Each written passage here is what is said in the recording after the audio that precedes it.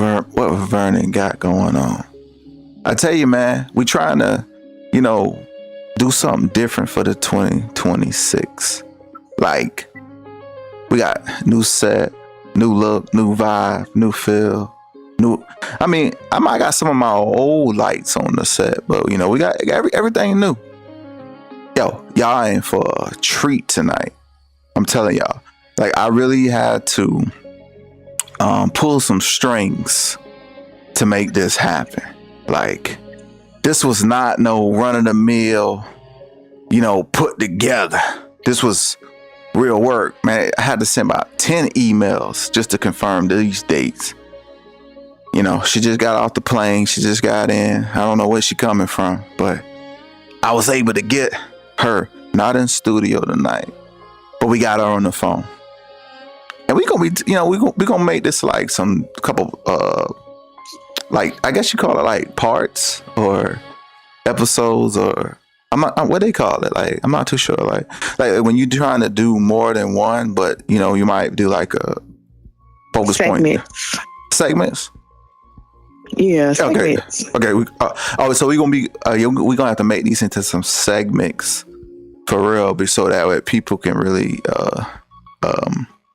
we got so they can really new look, new vibe, this. New feel, some segments for real, so that way we sound good. That's all I wanted to make sure. Oh, we sound good. I know I sound good. I don't know about you. Hey, yo, if y'all think she sound good, chime in. Let us know.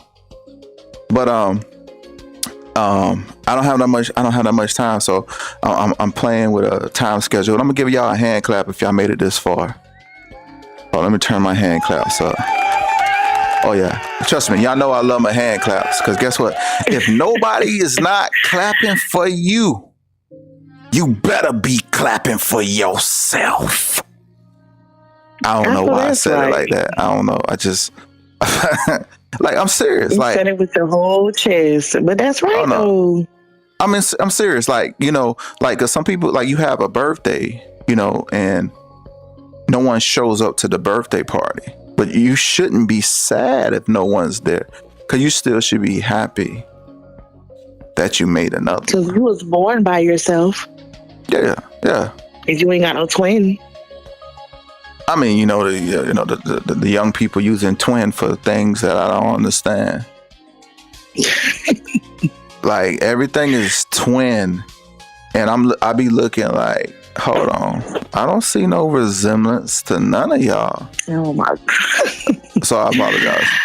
So yeah, tonight. So hey, yo, I'm getting off track, man. Let us know how we sound. Hand claps to me, and to the guests.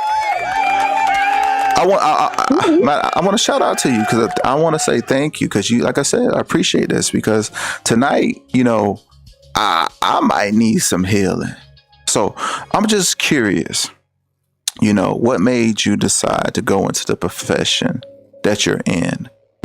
Just a little brief, so everyone can get the understanding. And I'm gonna let you introduce yourself, because at the end of the day, you know more about you than I do. So yes, yeah. I'm Jessica. I'm a licensed professional counselor in the state of Georgia. What made me get into and I've been doing this for so long. I moved to Augusta, Georgia, probably in 2012. So I've been doing it since then. I graduated from grad school in 2011. So since 2011. What made me get into the profession? I've always had that niche of being a good listener and giving good advice.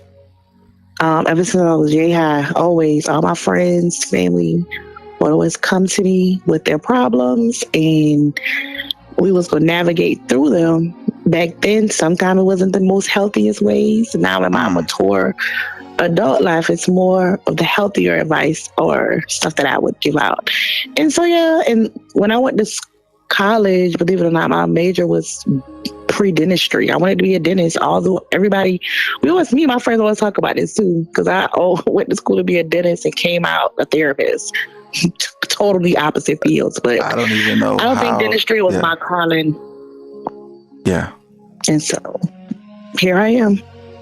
Okay, but still though, like, so you had a passion for dentistry and end up being like playing with people's minds. That's what I'm gonna call it, playing.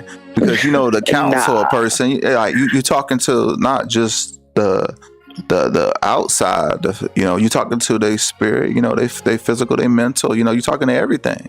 You got everything play a part, right? Yeah, but we ain't playing with the minds. We just we're tapping in and unlocking. See what I mean? Tapping in. You. Okay, so let me get this right. Oh, let me change my verbiage. You're the one that said tapping in. Okay, well, I can change my verbiage. What we do is someone comes to therapy with a problem. Okay. The problem may seem so minor as I'm getting into conflict at work all the time, to the point where now I'm on my third ride up, I might get terminated. So now we're going to process why you have so much conflict at work, why you can't be around people, why you always having conflict with people, why you don't got the social skills to know when to walk away, know when to express your opinions to where now is not causing an argument. Let's dig into that. Let's explore that. At what point in your life did it start? Who took your voice away from you, so now in your adult life you will always stand on business? Ooh, hand clap. Who didn't allow you to have a voice? Who didn't give you that opportunity to communicate appropriately? In your home, did you witness a lot of that back and forth conflict? So now you think everything's supposed to be dealt with conflict? You know, a lot of our adult problems and a lot of our adult issues stem from childbirth. Being a child, you got to think about it. We're all born as a blank slate, meaning we enter into this world with no type of knowledge or nothing. The people who when we leave the hospital, when we leave Buford Memorial, Walterboro Memorial, whatever hospital out there, when we leave them hospitals and we pull into our driveways, the two people or the people that we're left to be with are the people that pretty much give us the foundation for how we're going to be adults. And it's up to us in our adult life to work through, forgive, and unwind those childhood traumas, those unfortunate things that we're replacing because we were children. It's up to us to not continue to carry on those burdens and operate in chaos. It's up to us to make those decisions if we're going to not be that's just how they are type person. Or we going to be that healed version of myself. Yeah, I was exposed to a lot of chaos.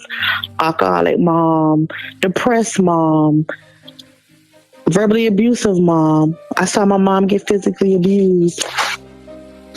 But in my adult life, I'm not going to operate in chaos because of that, because I've healed.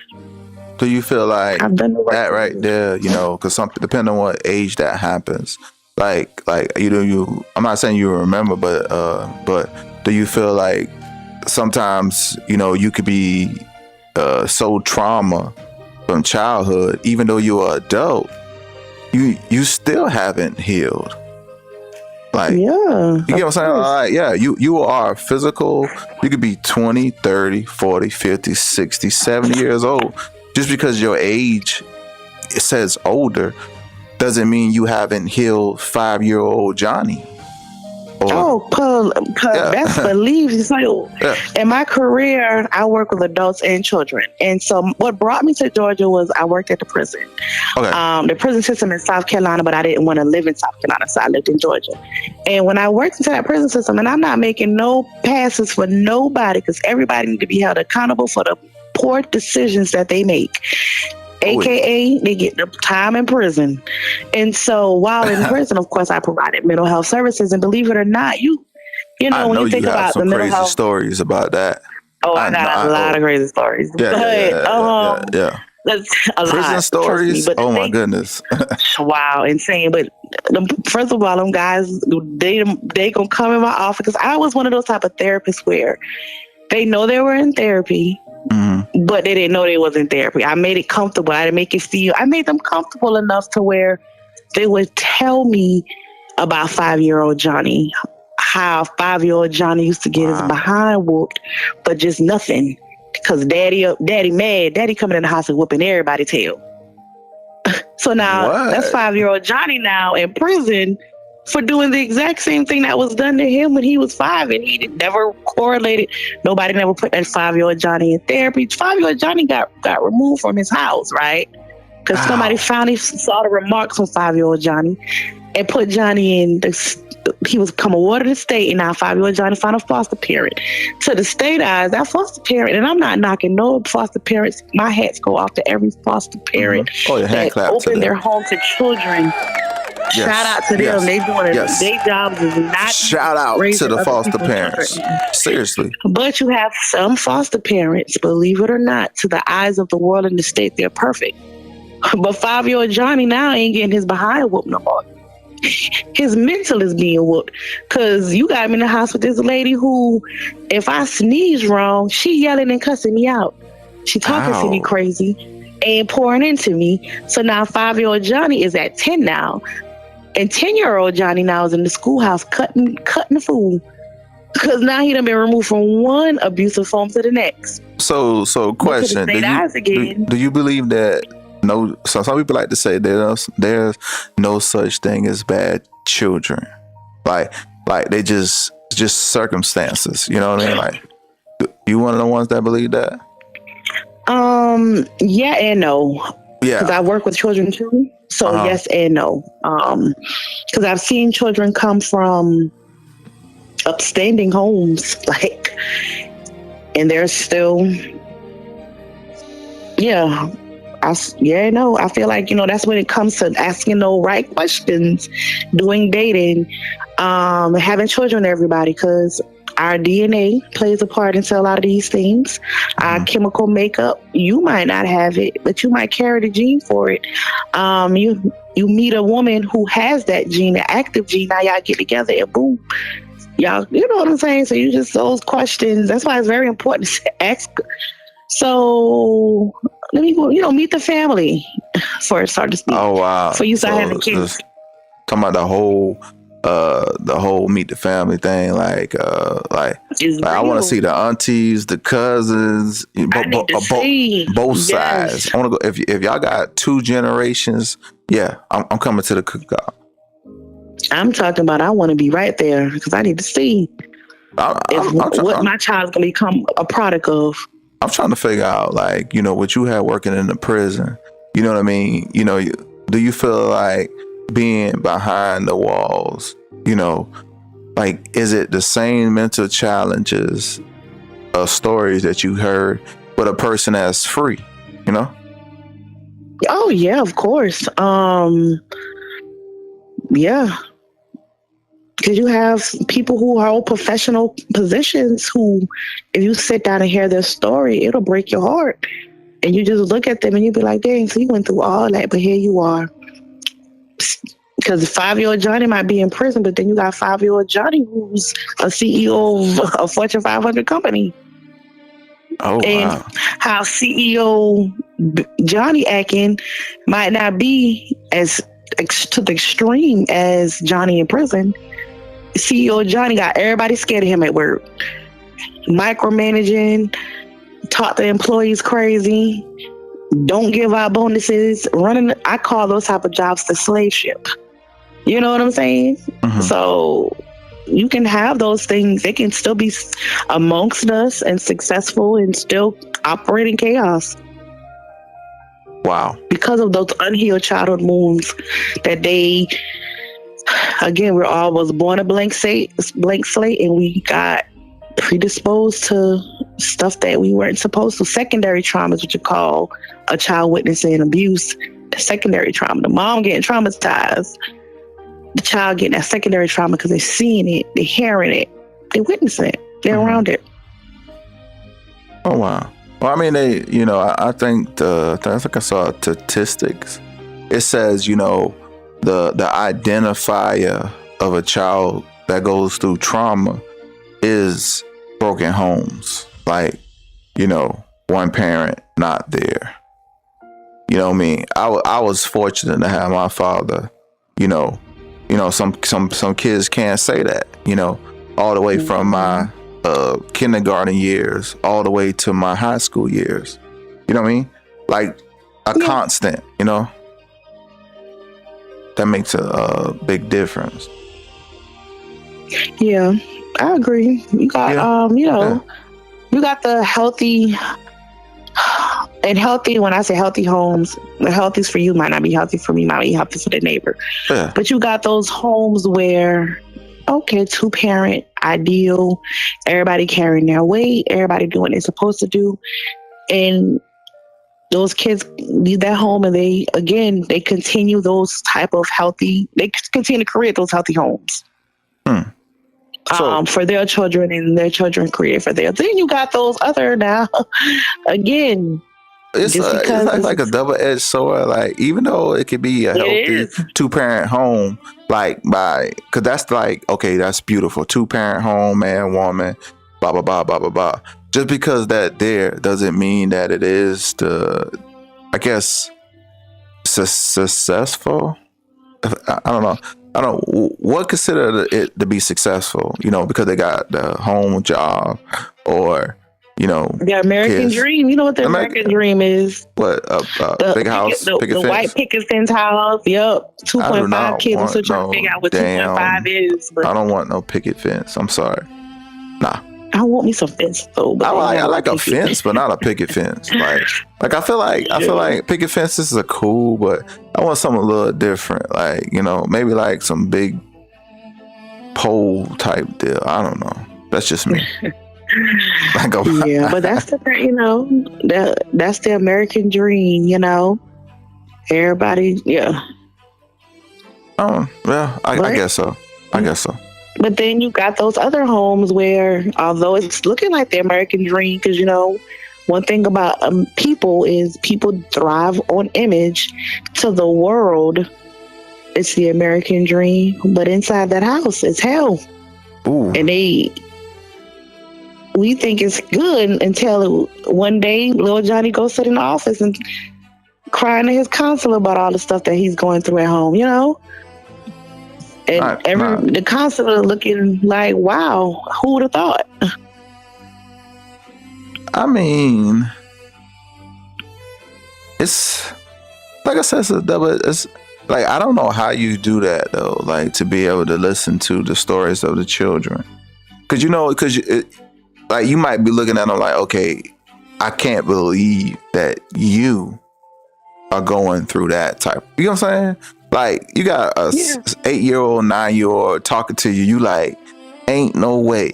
Like, the worstest thing happened to you that week was probably you had a bad flat tire, and this child talking to you about things that you can't even believe.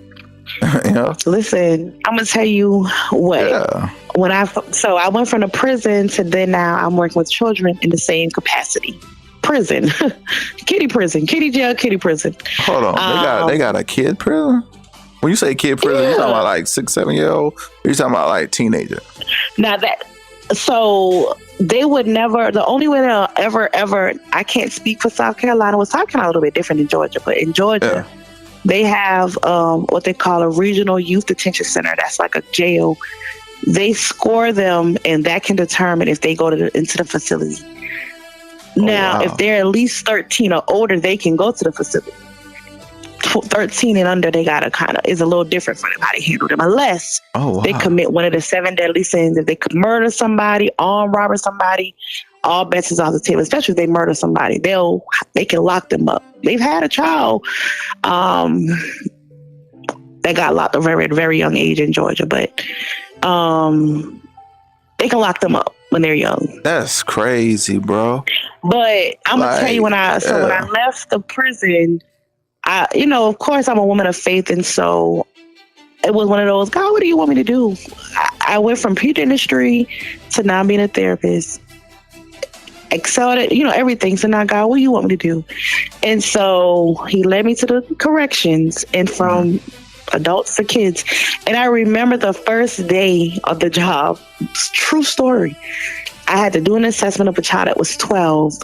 He had got into a fight at school, a real bad fight at school. And so they locked him up, brought him to the facility. And I did his mental health assessment. And I remember we got to the questions about abuse, and he talking like how we're having this conversation now. Again, I make it comfortable for people. I don't make them feel like they're in therapy, but they know they're in therapy to answer my questions. Trust you. Yeah. And so he was just like telling me how he was getting abused by his stepfather. And I was like, sexually abused by his stepfather. And I'm sitting here as he's telling this story and telling me, I'm just like, what? I'm like, Lord, is this what you want me to do? Like, how can I sit here and go 12-year-old? 12? Listen, 12? Yes. Now it did. His abuser it did get reported by prior to him being there, and the abuser did get locked up. I will say that. Okay. But all I could think about is how could I, as a mom of a child, sit here all day and listen to these type of stories? And you know what led me to stay in that career as long as I did was I was placed there to be that nurturer. And what I mean by that nurturer, or show them how every woman in this world ain't, because a lot of those guys have mommy issues. If they don't heal that mommy wound, they're gonna be horrible boyfriends, husbands, and adults. What you mean? Like, you know, the male has mommy issues? Like, hold on, what that? Yeah, the kids do. A lot of those kids have that. Think about it. What does that look like? If I'm in a home, if I'm in a home with a woman who all she doing is yelling at me, treating me bad, talking down to me, talking crazy to me, I eventually become a man or a boy, and now I'm talking back to her crazy, and we don't got a healthy relationship. I don't have that nurture of a mom that every kid don't have a mom that's let's say our prayers before we go to bed. Good night. Some kids. You talking like a mom that's gentle. Yeah, like a gentle. I don't even call it gentle, because in the midst of all of that, they still want that structure. You bring an F in this house, you get no punishment, you getting a beat, you getting your game taken away. They want that healthy balance, and so discipline. You feel like discipline. A child wants to be disciplined. Yes. Think about it. Working there on my assignment that the Lord placed me on, right? Because eventually it was revealed that the person that I am, the woman that I am, is what the kids needed to be exposed to. Okay. You know, because those kids are going to always remember their experiences. And I still have kids to this day. And all the kids that I came in contact with, they like in their 30s, and I feel so old. But they'll ever so often hit me up on Facebook and give me I appreciated you, Miss Singleton. You was the first person that this, or you was the first person that, or you showed me this, or you gave me hope, or whatever the case may be. I always get those type of testimonials from those kids. It's a good thing. It's not a bad thing. It's a good thing. I forgot what I was about to say. Oh no! You no. Speak, because I mean, I was about to be something about DJJ. And work with those kids and understand, just pretty much heal it. Working through their issues, they come with a lot of trauma. And again, when you listen to the story, I'm not gonna say they should not be held accountable. I had a kid that was. If you talk to this boy, you thought he was talking to a grown man. He was 15. And in his mind, he's ended up in there because he was robbing folks. And he thought that 15? Yes. And he was serving 3 years juvenile time. He got out when he was 18. And his thing to me was, Miss Singleton, I would rather go out and sell drugs and rob folks than have my mom begging these niggas for money. Giving herself up to these niggas for money is exactly what he said. So he said he stepped up to the plate and became the man of the household to avoid his mom putting herself out there. And I said, so you've been locked up for 3 years. How do you think your mom's making it now? And he just looked at me like, and a little tear drilling in his eye, because he knows what she probably was out there back doing. And in his mind, I got to get back home and step up to the role to be a man in the house. So think about that child. This boy had to grow up early to be a man of a home. I mean, you talking about like he was at 15 when you met him, but think about how long and how early he had to grow up. Like he started that early, because we can see so when they come into the system, we can see all their juvenile complaints. He was getting juvenile complaints since he was like 10. 10? He just was too young to get locked up, So what's the age to get locked up for you got be a teenager, basically a At teenager? least, What, yeah, you 11, gotta 12, 13? Probably 13. at least 13. If you So what come was in I at say, 12, it 13? gotta at least 13. Oh, I can see 13. Yeah. Uh, But those are the type of stories you hear, and so it's not like, so when you hear that, you understand. So you basically in here because you had to be the man of the house. School wasn't important. In his mind, making money was important. Not, I say your job is to go to school, make good grades, clean up the house, take care. You're a man now, so to take out the trash, clean up your room, hop out around the house is age appropriate. So I said, that was your job. And he said, nah, Miss Singleton, that's that fairy tale ish. yeah. My job was to make sure the house was financially taken care of, making sure my siblings got up and went to the bus. And I'm like, so you're describing your role in this house at 15 as being a man, The a father. man. So you're The not a man. man. Yeah. And so me and him, he appreciated the conversation, and I didn't take away from him, but he had to. I gotta be devil. I gotta be devil advocate advocate right now. I gotta be devil advocate a little bit because as me being a male and a black man in America, we as men, we grow up. I feel like we are thrown responsibilities way earlier than females. Now you might can argue me down with this. Disagree. No. I gotta say this because despite of how old the male child is, especially if you're the older child and you are the first male, of the family. Even if you got a brother that's behind you, you already is thrown in that responsibility as the man of the house. It's already you basically they groom you early. Same. They do. They groom you early. They groom kids early. Yeah, they women groom too, though. Think about it. Yeah, when you meet a woman who literally, think about it. You can tell. What you mean? And I'm not knocking nobody. Groom what? Like what? The what? And what I mean by that is, you meet a female. I don't know if I can hand clap to that. Listen to what I'm saying now. When you meet a female who knows how to cook, knows how to be a mom, knows how to be a girlfriend or a wife, knows just like how you know how to take care of a man, if that makes sense. Grandma. She's grandma. Been groomed. Grandmama. Yo, the women that know how to cook. And I'm not talking about I guess you could say the new school lady, like I guess the new school, not grandma, not the 29, 30-year-old grandma. No, I'm talking about the older one. Grandma got to be damn near about to retire a little bit. Those grandmas. I mean, you can probably get like a 50-year-old grandma. Grandma 55? 50, yeah. Grandma's still good. Listen, it's people my age as grandmas. Shout out to my grandmas that's my age, my GGs. The GGs? Okay, my goodness. I don't even know where I was going. Shout out to the GGs. Well, yeah. But you're saying that the grandmas is the one that teaching the women. What I'm saying is this is my argument, and I'm gonna say it like this: a 2-parent home is impeccable, is needed for a good, successful future of the youth and the generation. But I can disagree. No. Listen, no. Let me finish. But it's not the only part of that equation.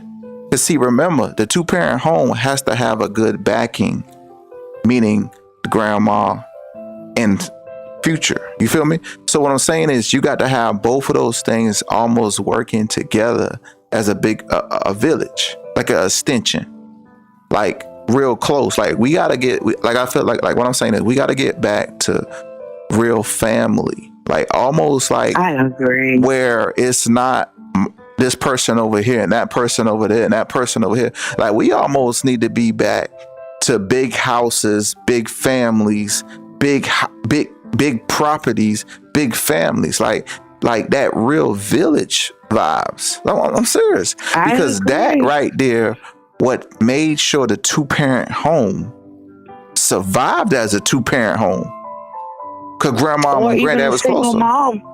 Yeah, well, but see, the chances single moms and single moms and dads wasn't as big as back then. Think about that, because he was all. No, they wasn't. They was. No, I say it really wasn't. I agree. I mean, it happened, but because y'all was so close, it just was boom, boom, snap, next man. Like I feel like it's harder to get to the next level because some people don't chase marriage. You know what I'm saying? Some people don't chase marriage. I mean, now they chase the idea, but they don't chase the full work. Yeah, cause see, marriage and dating and all that. I'm about to go down a whole different situation. Let me stop. I was about to go there, but basically what I'm saying is, it's work to be that.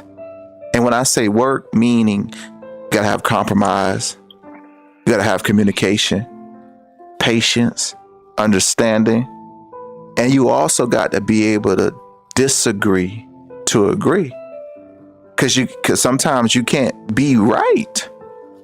You need to just be. You know what I mean? Like, it's not a win or lose. It's not a competition. Like I should not be the big person in each argument. That's not going to, no, don't work like that. But I'm going to tell you the issue now that we're running into. People are not marrying. A lot of people, and I'm not going to say every marriage is this, but just in my experience as a therapist, and I worked a lot of different fields, and my new walk on what I'm doing now is, I ain't gonna say I'm being forced, but essentially the people told us we got to do marriage and family, basically couples therapy. So you got to do. I appreciate it. Do you? I don't know. I really feel like couple therapy be like this is my drama. This is my like. It's not drama. It's really good. Yes, like. But drama. What I'm finding is a lot of people are not being equally yoked. They're marrying for all the wrong reasons and not being equally yoked, and that's the problem. I got a hand They're clap. not being equally yoked, yes. and they're not doing premarital counseling. And that's the issue. They look at marriage. So you telling me, somebody might Jew me down for thinking like this. So you telling me that you need to see a therapist or a person before you start saying, okay, I love you, and then move on to marry? No. So I'm just saying, listen to what I say. You say premarital counseling, like I gotta go to this. Before I get my driver license, I gotta go to the DMV. So you trying to say I gotta go here before I go get married? Man, that's crazy. Yes.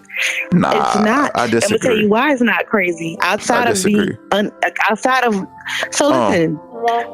You need to know some. Listen to what I'm saying now. I disagree. So you gonna marry this girl and you don't know her how she budgets. Nah, you don't know how she's disciplined. When you talk, man, therapy lady, counselor, I understand you got the books and the degrees, but I'm about to argue with you right now. I'm about to argue with you. No. Because see, right now, we ain't doing this. Because see, you done got me excited just now. Because see, you forgot something in this equation. All that stuff you talking about is good. Those are statistics. But when you throw that big word love in that mixing bowl, see, you mix love up and all that. Sometimes, see, the man don't see all those flaws. The woman don't see all those flaws. The man might got 9 kids. She don't see all that. She love them.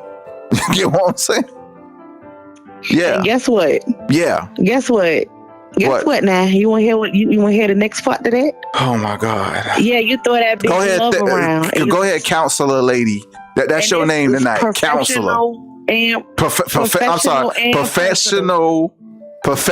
Let me finish though. Talk the counselor stuff.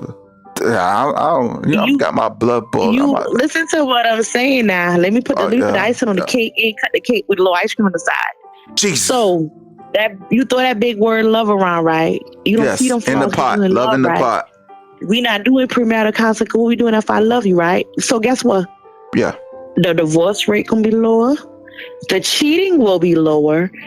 And I mean, I appreciate y'all coming to sit in my chair because that's money that I'm making. What? The need to try to fix a marriage that can't be fixed will be lower. Who cheat most in this situation, man or woman? You for you, because Men. you in the. I feel like come on. I feel like I'm gonna keep it real in my experience. No. And I've been doing this It's not the men. It's not the men. It's the women. It's the women cheat more. I'm gonna tell you why women cheat more than men. You want to know why? You gonna ask me my? Go ahead. Tell me why. No, because you answer the question from a woman point of view, but I'm gonna answer it from a man point of view. From what I see in my eyes. No. I've been working at my job, the job for a year, and in the year that I've been working there, I've had about I got a bar the horn on you. No. Go off. I'm gonna tell y'all why women cheat more than men. Cause see, cause when I say this, you're gonna be like, I be damn. He got a point. I'm gonna tell you why women cheat more than men. You ready for it? You ready for it? Mm-hmm. You're gonna have to be right. You got your notepad out. Professional. I got good memory. My memory is superb. Okay. All right. I'm gonna tell you. So everyone that's listening, the reason why women cheat more than men, because women don't get caught. There's no evidence. There's no dinosaur bones. There's no pyramids of the proof, because the women cover it up so good. So there's no statistic for you to know about this. Men get caught so much to the point where you don't even have to even try to look. And I'm sorry, man. I know y'all gonna be like, dang, he ain't advocating. Hold on, somebody must be saying something. Hold on. Women. I got a shout out to the chat. Chat say women emotionally cheat more than men. That is the freaking truth. You ain't. Let me talk. I want to talk first. You go ahead and talk. You go ahead. Yeah, you go ahead. Let me put the icing on the cake right quick. She want to talk because somebody say something that must be. I'm gonna bark the horn on you. This was based on what you just said about men, about women. I didn't say it. Somebody in the chat said that. No. I'm focusing on what your statement that you just made about why women cheat. Yeah, women cheat because there's no proof. There's no proof. Y'all too good. To respond to that, you're accurate. But I'm gonna tell you what. Have you ever said? Wow. Let me finish. Let me say this. All right, let me say this now. You got me sitting. Let me say this right quick. Yeah, talk. So when a woman loves a man, like how you just discussed, right? Yeah, when we fall in love, cheating is not on the forefront of us. That's why it's no evidence. Women don't cheat. If you ever hear that a woman cheated, that cheating came from that woman is tapped out of that marriage, that relationship. She already done checked out, and now she's opening the portal. I'm telling you. So you trying to say the woman doesn't wait? So the woman will wait till the relationship is over before she decides to. No. Her mind. Oh, and her mind. So once in a woman's mind that is over, now it's okay for her to go ahead and hit up. Explain that further. Man, that's crazy talk. Because I'm ready to run. I'm about to bonk my horn. Vernon. No. I done came to you and say, Vernon, man, let's talk. Oh, hell no. Nah. I ain't never had no successful conversation after hearing those words, let's talk. I'm just telling you. Yeah. We in the midst of our fussing and argument, that's us telling you. If you listen, again, a lot of people don't know how to properly communicate. And a lot of people don't know how to properly argue. So you have to listen to those themes in the argument. Again, I done had couples in before me in the middle of my session arguing. And all I do is listen to what each of them is arguing about. And I say, so you're basically telling him, and so you're basically telling her, and they both be like, dang, you're right, Miss Singleton. So why didn't you just say that? Why did you have to argue about it? But we are letting you know in our argument what the problem is. Y'all just ain't listening with your active listening ears on. We can't listen to y'all when y'all speaking. See, I'm gonna tell you. See, I understand. I understand you giving the Jews, but I'm gonna give you some Jews too. Yo, ladies, check it out. I'm gonna talk to y'all, cause see, sometimes I don't think y'all listen. Y'all talking, but y'all ain't listen. See, y'all can't. Them songs got your head so whoa, that y'all forget that the tone of your voice, the way, the tone. If y'all can tighten that tone up a little bit, then the man might hear your cry. You know what I mean? Like, if the man can drop his ego to understand that, dang, why my baby acting like this? Baby, why you so upset? Why I gotta be an ego? Wrong? Why I gotta be ego? Because men, listen to what you just said. And I say this because I get this at work all the time. Like a lot of the men be like, Singleton, who you talking? Let me Singleton, bring it down a little bit, or check your tone, Miss Singleton. There you go. Check your tone. Appreciate that. Thank you. But that's that male ego. A man feel like we castrating him because we coming at him with a little raw. No. We not castrating you, baby. We just trying to get our point across, and the only way we get our point across. No. You see. I hate to say it, women, y'all talk, but sometimes y'all be talking so much to the point where you talk yourself out of a situation. You feel me? Because sometimes y'all need less when y'all giving more. We not more words, more silence. More just a look. You know what I mean? So that's why sometimes when y'all talk with that tone, we can't even hear you. Cause think about it. That might how that man, he probably didn't heal from that earlier. His mama probably yelled at him. You're right. You're accurate. That's now we tapping into 5-year-old Johnny. You're right. That's exactly what that is. Every time mama yell at me, I don't hear nothing, bro. I ain't cleaning my room. I ain't doing my homework. Why? Because you yelling at me. Or I done seen how daddy never let mama yell at him. When mama start talking to him crazy and yelling, he start getting get a little. Now mom might get hit. Mom might get choked out. Who knows? Oh wow. Hey, I don't condone no physical activity. No violence. That go for women too. Like women that hit men. Sides. Like y'all women that hit men. Y'all don't do it. It's not worth it. Don't do it. Stop. Don't. When you find yourself in an argument where it's about to get physical, stop and walk away. Cool down. I always promote that. I would rather you tell that person, hold on, stop, let me walk away, versus continuing to furthering. And that's the problem with a lot of conflicts that we have in society. People feel like you soft or you weak if you walking away. Nah, I'm not soft, I'm not weak. I got too much to lose, my boy, but I got something to tell you. So I would rather walk away and look soft and weak than sitting behind bars because I done did something crazy to you out of anger, out of aggression. Because you done made me mad. First of all, you won't let me say what I got to say. If you can't control your own emotions, then you're not even in an adult yet. You know what I mean? Like you just can't get a temper tantrum or upset because of things might not be going your way. A lot of people weren't taught that. Life ain't fair. It's not. Oh man, it's definitely not fair. Life is not dog fair. Eat dog world, and it will suck the life out of you if you allow it to. But a lot of people have not been taught that skill to regulate their emotions. You know how you regulate. You just walk into Walmart. Yeah. Walk into a gas station. I mean, a lot of people just have not been taught the skill to regulate their emotions properly. Emotional intelligent, meaning I know how to walk away in conflict. I know this person the words are teeing me off. So instead of sitting here being teed off and who knows how I react, I'm going to walk away. Or I'm not going to let that disagreement get to that point where now it's, but yeah.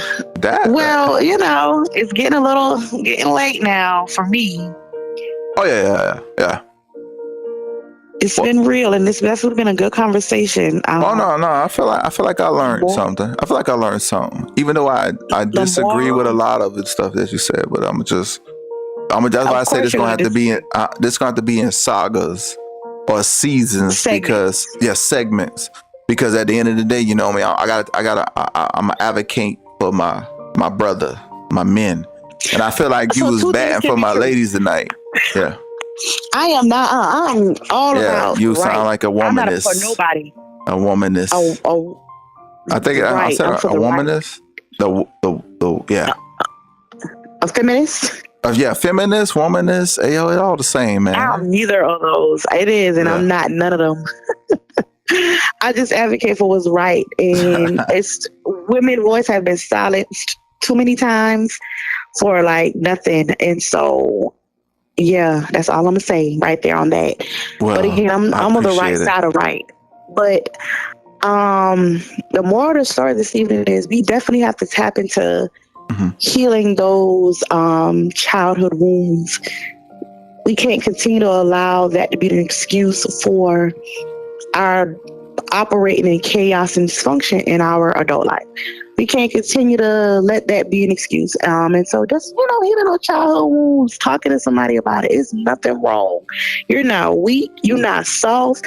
You're not a punk. You're not sorry. You're not nothing. If you go to a therapist or any type of professional in the helping field to help you heal those childhood wounds, offer those forgivenesses, let that go. It's still going to be a part of your story and who you are, but that doesn't define you, and it shouldn't continue to define you. Because when you think about it, the person that caused that trauma and chaos in your life in your early on, they're still controlling your life in your adult life. They're still controlling you now. Don't be dropping them jewels just now, bro. You got to relinquish that control, and you regain the control and power of your life, so you can be a happy person, somebody that's fun to be around. Don't got to be drinking and drowning. Don't got to be bogged down with substances. Don't got to operate in chaos. Have happy, healthy friendships, relationships, and all that good stuff. And premarital counseling works. All right, Vernon, good night. Thank you for having me. I appreciate it. We definitely got to do this again. Oh, most definitely. I appreciate it, man. At the end of the day, man, thank you. You made this a very interesting conversation. And you must have a very magical evening. I don't know why I want to say. And women don't cheat, period. Bro, women cheat more than men. I'm about to do a segment called Women Cheat More Than Men. It's just no proof. Please make sure invite me back, because we might have to have a whole group situation with that. I'm gonna say this: women are smart about what they do. That's number one. Men operate in chaos. Men sloppy. It's just so easy. Because I'm gonna tell you how it's easy. You come home every day, and every day you come home, you give me a hug and a kiss, and we talk on the couch. Every day since we've been dating. Now today we at year 11. And you come home, when I meet you, like I always do, you brushing past me. Damn, baby, what's wrong? You had a bad day. Nah, yeah. See, there you go. You know what? I'm not about to let you do that. No. That's the truth. I gotta hit up. No. I'm gonna talk about the truth. Yes. Talk about it behind my back. Yeah, I'm about to talk about it most definitely. Again. I'm gonna continue to say how women know the patterns of men. It could be the smallest little thing. I gotta bump the horn. We not about to do that. You ain't I know, because women don't cheat. Good night. All right, y'all. Take care. All right. Yeah. I gotta go a little bit longer with this, because I'm not about to sit here and let this person. Women cheat more than men. It's just that they don't get caught. It's no proof, no evidence. Now, if you got something to say, man, I do appreciate everybody who been rocking with me tonight. Oh yeah, man. Phone lines still open. Phone lines are still open. And I'm just curious what y'all want to talk about.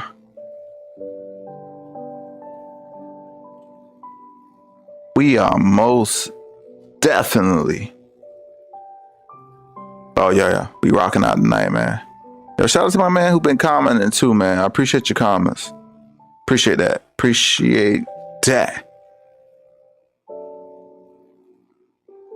Women cheat because they want to fill a void. And yeah. Thank y'all for tapping the screen. I really appreciate it, man. This thing is getting bigger. It's growing. We got a lot more shows coming up. And y'all tell me what y'all want to see moving forward. who y'all want us to bring on. If you got any idea of anybody, special guests, or if you want to come on yourself, let me know. Because you know what I'm saying? We trying to incorporate community, everything. If you got a story, you got something you want to say, let's do it. The platform is ready for you. It's open. We got an open door policy. Oh yeah. Dun, dun, dun, dun, dun, dun. Oh, it's been a beautiful Monday. Beautiful Monday today.